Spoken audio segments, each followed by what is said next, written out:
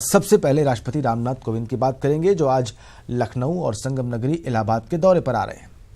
सुबह 9:20 पर राष्ट्रपति लखनऊ एयरपोर्ट पहुंचेंगे और इसके बाद सुबह 9:50 पर लखनऊ के रिसालदार पार्क में बौद्ध भिक्षु प्रज्ञानंद को श्रद्धांजलि देंगे। इसके बाद राष्ट्रपति सुबह 10:20 पर बीबीयू पहुंचेंगे। कार्यक्रम आपकी स्क्रीन पर हम डिस्प्ले कर रहे हैं। सुबह 9:50 पर लखनऊ के रिसालदार पार्क पहुंचेंगे, वहां पर बौद्ध भिक्षु प्रज्ञानंद को श्रद्धांजलि देंगे और फिर सुबह 10:20 पर बीबीएयू पहुंचेंगे राष्ट्रपति रामनाथ कोविंद। आपको बताएं कि बाबा साहेब भीमराव अंबेडकर केंद्रीय विश्वविद्यालय का 7वां दीक्षांत समारोह आज आयोजित होगा और इसमें राष्ट्रपति मुख्य अतिथि हैं। समारोह में 2 शैक्षिक सत्रों 2016 और 2017 के मेधावियों को सम्मानित किया जाएगा। इस दौरान कुल 210 मेडल दिए जाएंगे। 2 सत्रों में होने वाले दीक्षांत समारोह के मुख्य कार्यक्रम में राष्ट्रपति सिर्फ 4 मेधावियों को पदक देंगे, बाकी को दूसरे सत्र में होने वाले पदक वितरण समारोह में मेडल मिलेंगे। कुलपति प्रोफेसर आरसी सोपती भी इन्हें सम्मानित करेंगे।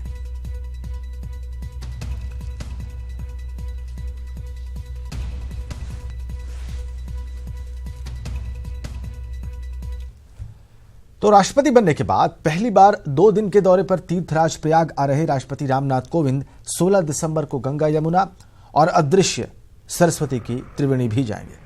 राष्ट्रपति के संगम दौरे को लेकर जिला प्रशासन तैयारियों में जुटा हुआ है। संगम नोज पर 16 दिसंबर को सुबह 8 बजे राष्ट्रपति रामनाथ कोविंद पहुंचेंगे। राष्ट्रपति संगम नोज पर करीब 15 मिनट तक रुकेंगे और पूजा अर्चना करेंगे। उनके दौरे को लेकर संगम नोज पर जेट्टी का निर्माण कराया जा रहा है और आप देख सकते हैं पूरी सुरक्षा इंतजाम है वहां पर संगम क्षेत्र पर उनके दौरे को लेकर। दिनांक 16 तारीख को प्रातःकाल लगभग 8 बजे के आसपास आगमन का कार्यक्रम है। 15 मिनट उनका स्टे संगम पर रहेगा। इस दौरान संगम भ्रमण का कार्यक्रम है, पूजा अर्चना करेंगे और इसके दृष्टिगत तैयारियां की जा रही हैं। पर्याप्त पुलिस बल यहाँ तैनात किया गया है। 2 कंपनी पीएसी और कंपनी आरएएफ, इसके अलावा भारी संख्या में सिविल पुलिस के सिपाही और सब इंस्पेक्टर तैनात किए गए हैं। हमारी अभिसूचना की शाखाएं भी यहाँ पे, अभिसूचना की जवान भी यहाँ तैनात हैं सादे वस्त्रों में। इसके अलावा हमारा जो जल पुलिस का और फ्लड कंपनी है पीएसी की, उनको अलर्ट रखा गया है। जल में पर्याप्त सुरक्षा व्यवस्था की जाएगी ताकि कोई आसपास भी ना आने पाए और इसके बाद झूसी तट पे और अरल तट पे भी पर्याप्त संख्या में हम लोग पुलिस बल का नियोजन कर रहे हैं ताकि माननीय राष्ट्रपति महोदय के कार्यकाल में कोई व्यवधान उत्पन्न न हो और सक्षम। देश के राष्ट्रपति पद की शपथ लेने के बाद राष्ट्रपति रामनाथ कोविंद पहली बार संगम नगरी इलाहाबाद के दौरे पर आ रहे हैं। 15 दिसंबर को राष्ट्रपति इलाहाबाद के दौरे पर आ रहे हैं और यहाँ पर कई कार्यक्रमों में वो शिरकत करने वाले हैं, लेकिन एक महत्वपूर्ण कार्यक्रम उनका संगम दर्शन का भी है। आप देख सकते हैं कि संगम दर्शन को लेकर तमाम तैयारियां यहाँ पर की जा रही हैं। जेट्टी का निर्माण किया जा रहा है। ये जेट्टी ठीक संगम नोज पर तैयार की जा रही है। 20 फीट पूरे 60 फीट की ये जेट्टी यहाँ पर बनाई जा रही है। इसी पे बैठकर राष्ट्रपति यहाँ पर पूजा अर्चना करेंगे। करीब 15 मिनट तक उनका यहाँ ठहरने का कार्यक्रम है। सुरक्षा के लिहाज से अगर बात करें तो यहाँ पर जल पुलिस को तैनात किया जा रहा है। जल मार्ग से आने के लिए अगर वो चाहें तो जल मार्ग से भी यहाँ पहुँच सकते हैं। सड़क मार्ग से आने के लिए भी पूरी तैयारी यहाँ जिला प्रशासन ने कर रखी है। चकट प्लेटें बिछाई गई हैं, बैरिकेटिंग यहाँ पर की जा रही है। आप हमारे पीछे साफ तौर पर देख सकते हैं कि सुरक्षा व्यवस्था यहाँ पर की जा रही है चौक चौबंद। और सबसे बड़ी बात यह है कि संगम नोज पर जहां वो पूजा अर्चना करेंगे यहाँ पर्याप्त जल उपलब्ध हो, इसके लिए यहाँ पर जेसीबी मशीनों को लगाकर गंगा नदी की धारा को डाइवर्ट करने की कोशिश की जा रही है, क्योंकि यहाँ पर जल कम था तो यमुना और गंगा नदियों का जो मिलन है वो यहाँ पर हो सके और यहाँ पर पर्याप्त पानी उपलब्ध हो, इसकी भी कोशिश जिला प्रशासन द्वारा लगातार की जा रही है। कैमरा पर्सन संजीव मिश्रा के साथ सर्वेश दुबे, ATV न्यूज, इलाहाबाद। और यूपी विधानसभा के शीतकालीन सत्र का आज दूसरा दिन होगा। गुरुवार 14 दिसंबर को सत्र शुरू हुआ, लेकिन पहला दिन विपक्ष के हंगामे की भेंट चढ़ गया। विधानसभा और विधान परिषद की कार्यवाही बमुश्किल आधा घंटा ही चल पाई। सरकार ने कई जरूरी संशोधन, अध्यादेश और अधिनियम पटल पर रखे। कार्रवाई शुरू होते ही समाजवादी पार्टी विधायक जो है उनके वेल में आ गए और बिजली दरों में बढ़ोतरी और कानून व्यवस्था के मुद्दे पर सरकार से जवाब मांगने लगे। जब दोबारा सदन की कार्रवाई शुरू हुई तब भी हंगामा जारी रहा। हंगामे के बाद दोनों सदनों की कार्रवाई स्थगित कर दी गई।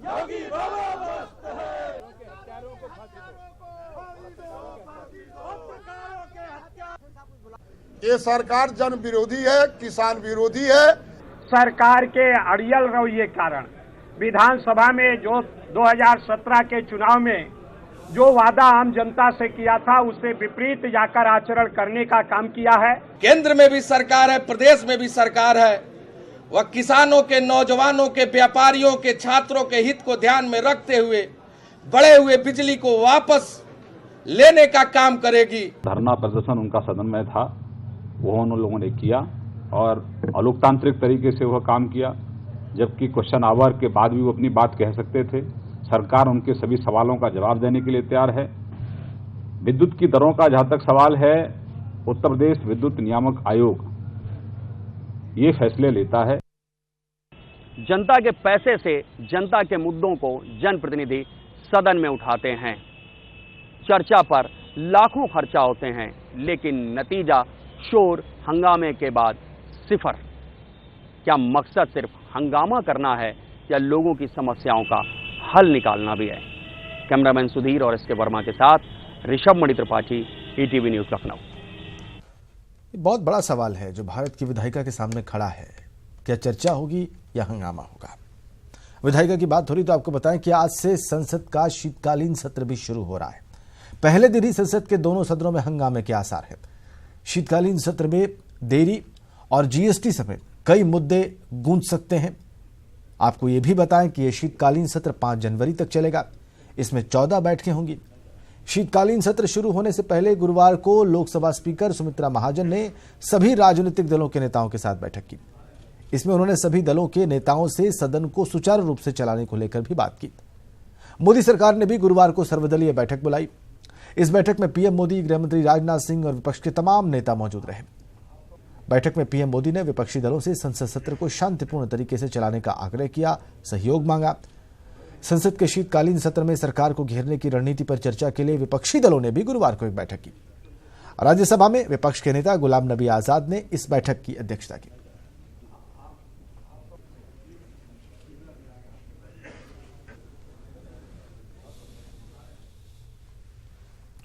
तो आज से जो सत्र शुरू हो रहा है उसको लेकर कल 3 बैठकें हो गई। आगे बढ़ते हैं। उत्तर प्रदेश में आईएएस और आईपीएस के बीच टकराव थमने का नाम नहीं ले रहा। आईएएस वीक के बीच आईपीएस एसोसिएशन ने एक बार फिर से मोर्चा खोल दिया है और आईपीएस असीम अरुण ने सामंती प्रोटोकॉल खत्म करने की नसीहत दी है। आईपीएस एसोसिएशन के सचिव असीम अरुण ने आईएएस एसोसिएशन को पत्र के जरिए यह नसीहत दी है। आईएएस एसोसिएशन को लिखे हुए खत में आईपीएस असीम अरुण ने आईएएस अफसरों को समान आदर के भाव के साथ काम करने की नसीहत दी।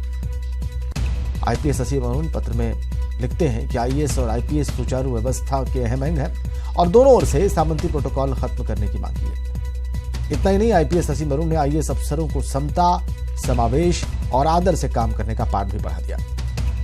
रिटायर्ड आईएएस एसएन शुक्ला ने आईपीएस के खिलाफ मोर्चा खोल दिया है।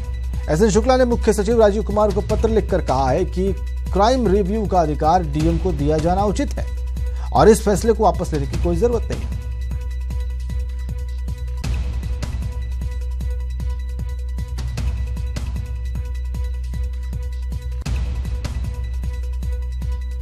तो टकराव की स्थिति है उत्तर प्रदेश में आईएएस एसोसिएशन और आईपीएस एसोसिएशन के बीच में, यानी कि आईएएस अफसरों और आईपीएस अफसरों के बीच में।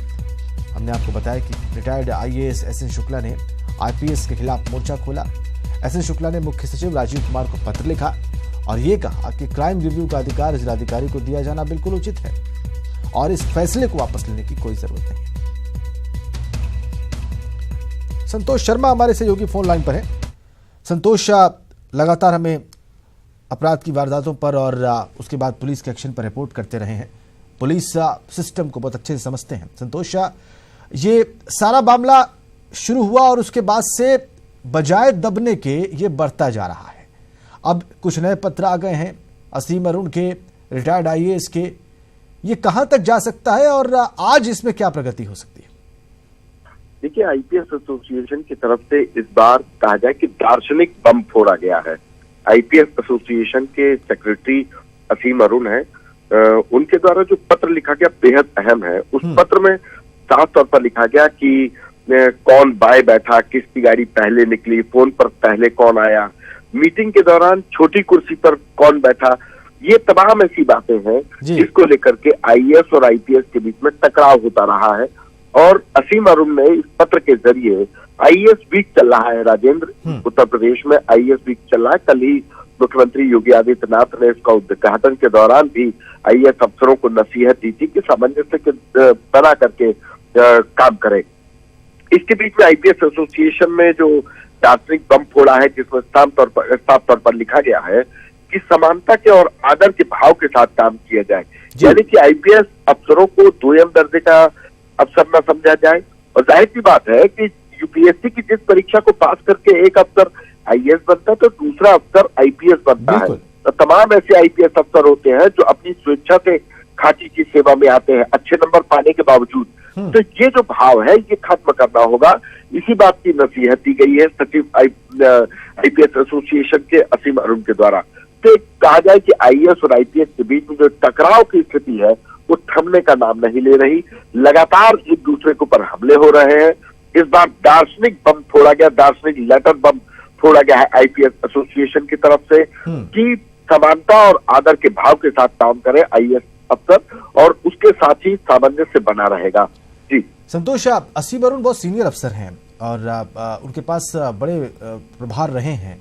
अब वो पत्र लिखकर जो है ये जो बात कह रहे हैं इसको सैद्धांतिक रूप से गलत नहीं काटा जा सकता, लेकिन प्रशासनिक व्यवस्था इस देश में जैसे चली आ रही है, एक किस्म से ये पत्र और इसमें जो आग्रह है ये उसको चुनौती है। संतोष, तो आपको लगता है कि इसमें राजनीतिक हस्तक्षेप भी किसी मोड़ पर जाकर होगा और ये कहने की कोशिश की जाएगी कि भैया जो चल रहा है वो उसमें सुधार किया जाए, न कि बातों को और बिगाड़ा जाए? देखिए, किसी भी गाड़ी के जब दो पहिए हो और उसमें आपस में धुरी उनकी गड़बड़ा जाए तो किसी अच्छे कारीगर की जरूरत होती है। और उत्तर प्रदेश की नौकरशाही में आईएएस और आईपीएस उसी दो पहिए हैं जिनको कि एक सरकार को चलाना होता है। और ऐसे में अब जरूरत जरूर है, क्योंकि जिस तरीके से आईएएस और आईपीएस के बीच में टकराव की स्थिति आ रही है वो कहीं ना कहीं सरकार के लिए बुरे दिन की शुरुआत हो सकती है। सरकार के अच्छे जो कोशिशें हैं, जो योजना है वो प्रभावित होगी। जिलों में टकराव की स्थिति होगी डीएम और एसपी के बीच में। अगर ये विवाद नहीं सुलझाया गया तो इसके लिए बेहद सरकार को जरूर संजीदा होना पड़ेगा। समय रहते इस जो असमंजस की स्थिति है, जो टकराव के हालात है, उसको निपटना होगा, खत्म करना होगा। बिल्कुल संतोष, बहुत धन्यवाद आपका।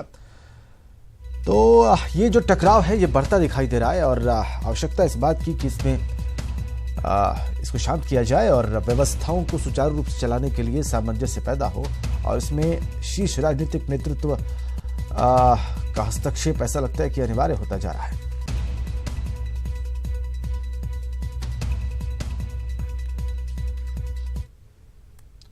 चलिए आगे बढ़ते हैं। इलाहाबाद हाईकोर्ट ने एलटी ग्रेड शिक्षक भर्ती 2010 के संशोधित परिणाम में चयनित हिंदी शिक्षकों को बड़ी राहत दी। हाईकोर्ट ने सिलेक्टेड शिक्षकों को नियुक्ति देने का आदेश दिया है। इन शिक्षकों को मूल नियुक्ति की तिथि से वरिष्ठता का लाभ भी दिया जाएगा।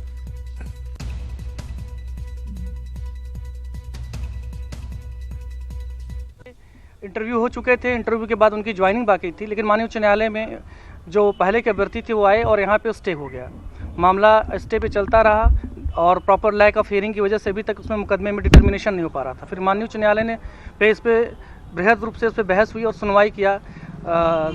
श्रीमती संगीता चंद्रा साहिबा ने उन्होंने मामले को सुनवाई करते हुए मामले को मेरिट पर डिसाइड किया है। 55 पन्नों का उनका आदेश है और उन्होंने इस बात को एक्सेप्ट किया कि नहीं, जो रेक्टिफाइंग लिस्ट के लोग हैं उनका सही कैंडिडेचर है और उनका अपॉइंटमेंट उन्होंने इंश्योर कर दिया।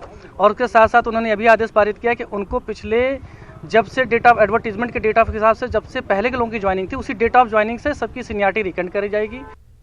चलिए सहारनपुर की बात करते हैं। वहां बिजली विभाग के अधिकारी इतने बेखौफ हो चले हैं कि उन्हें शासन प्रशासन का डर ही नहीं है। साथ साथ वो पीएम और सीएम को भी अपने आगे कुछ नहीं समझते। यहां पर बेहद के किसानों को प्रमुख सचिव से बिजली विभाग के अधिकारियों की शिकायत करना भारी पड़ गया। किसानों की शिकायत से गुस्साए बिजली अधिकारियों ने दर्जनों किसानों के कनेक्शन भी काट दिए और साथ साथ गांव वालों को प्रधानमंत्री मोदी और सीएम योगी से कनेक्शन जुड़वाने की बात कह डाली। साथ साथ मोदी और योगी से शिकायत की चुनौती भी किसानों को दी गई। आपको बताएं कि बीते मंगलवार को विज्ञान एवं प्रौद्योगिकी विभाग के प्रमुख सचिव हेमंत राव के हरिपुर गांव दौरे के दौरान कुछ गांव वालों ने बिजली विभाग के अधिकारियों की लापरवाही की शिकायत की थी और इससे ये अधिकारी बहुत नाराज हो गए थे। प्रमुख सचिव आए थे और यहाँ पर अधिकारी आए थे बिजली विभाग के, डॉक्टर वगैरह सभी थे आए हुए। तो उन्होंने प्रमुख सचिव ने यहाँ बिजली के तार जर्जर पड़े हुए जो थे, गाँव वालों ने उनकी शिकायत की और जीआई वगैरह ना अगले ही दिन आने के यहाँ कनेक्शन काटने शुरू कर दिए। गाँव ने विरोध किया, उन्हें मानी नहीं, ना मानने फिर कहने लगे भाई योगी मोदी उनसे जड़वा लेना, हम नहीं जोड़ते। मुख्य सचिव ने आज दौरा कराया तो वह हट गए, उनसे अटैच करे हुए, फिर उनकी जब हिंते हुए चले गए तो अगले दिन उन्हें यहाँ कनेक्शन काटे। तो उन्हें कहा भाई मोगी योगी लोगों ने न्याय भी करी उनसे, भाई ऐसा ना करो, भाई समझते जक्का जुक्का तो पढ़ रहे हैं, बच्चे पढ़ रहे। तो फिर उन्हें अपना यहाँ कनेक्शन काटे, कहने अपनी शिकायत मोदी और योगी तो करो जी। तो उन्होंने यही बोला, कहते योगी और मोदी चढ़वा लेंगे कनेक्शन, आके उनसे कर लियो सिफारिश। अगर आपने पहले सचिव साहब पर सिफारिश करी, अब जो है योगी और मोदी पर सिफारिश कर लियो। ये सब कुछ हुआ गांव में। आगे बढ़ते हैं। बाराबंकी के सिरौली गौसपुर में अतिक्रमण हटाने गए राजस्व विभाग की टीम और सांसद प्रियंका रावत के बीच मंगलवार को हुआ बवाल नया मोड़ लेने लगा है। मामले में एसडीएम अजय द्विवेदी, नायब तहसीलदार और लेखपाल ने सफदरगंज थाने में मुकदमा दर्ज करा दिया है। आपको यह भी बताएं कि 2 सांसद प्रतिनिधियों और अतिक्रमण करने वाले भाजपा नेताओं सहित 25 लोगों के खिलाफ मुकदमा दर्ज कराया गया है। उस कार्रवाई में जिन लोगों ने अवरोध पैदा किया था उन पर शासकीय कार्य में बाधा डालने हेतु कानूनी कार्रवाई की जा रही है। और उसके अलावा स्कूल और खेल के मैदान पर गांव चेला में जो अतिक्रमण है उन पर भी लोक संपत्ति क्षति अधिनियम के अंतर्गत कार्रवाई की जा रही है। मैंने सारे घटनाक्रम का विवरण दे दिया है, तो ये जांचोपरांत ये निर्धारण किया जाएगा। और इधर कानपुर के मधुपान मसाला में बॉयलर ब्लास्ट के बाद अब फैक्ट्री संचालक अनूप साहू की दबंगई सामने आई है। बॉयलर ब्लास्ट के चंद घंटे बाद ही अनूप साहू ने फैक्ट्री में बिना किसी की अनुमति के साथ ही काम भी शुरू करा दिया और इनके लिए नियम कानून कोई मायने नहीं रखता। आपको ये भी बताएं कि इस वक्त करीब 100 से ज्यादा मजदूर जान जोखिम में डालकर काम करने को मजबूर है। हालांकि जब कभी कोई घटना किसी फैक्ट्री में होती भी है तो उसकी मजिस्ट्रियल इंक्वायरी होती है और जो भी खामियां होती हैं उन पर कार्रवाई कर सरकारी जुर्माना लगाया जाता है।